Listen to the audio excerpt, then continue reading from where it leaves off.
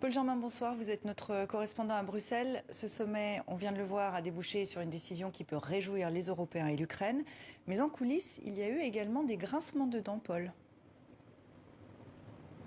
Effectivement, Sylvia, il y a eu d'un côté la joie des Ukrainiens, de l'autre côté la frustration des dirigeants de 6 pays des Balkans qui sont venus à Bruxelles et qui ont exprimé leur colère de voir que leur dossier de candidature à l'Union européenne n'avance pas. L'exemple le plus parlant est celui de la Macédoine du Nord. Ce pays a déposé sa candidature il y a 19 ans et il est bloqué par la Bulgarie pour un différend historique. Petit espoir quand même depuis ce matin, le Parlement bulgare a décidé de voter la levée du veto contre la candidature de la Macédoine du Nord. Il faut dire que la pression sur la Bulgarie était de plus en plus forte. Alors, Emmanuel Macron a encore dit cet après-midi qu'il comprenait l'impatience des pays candidats à l'Union européenne et il est revenu avec son idée de créer une nouvelle instance européenne, une communauté politique européenne. C'est quoi ce machin, comme le dirait le général de Gaulle? Eh bien, l'idée, c'est de combler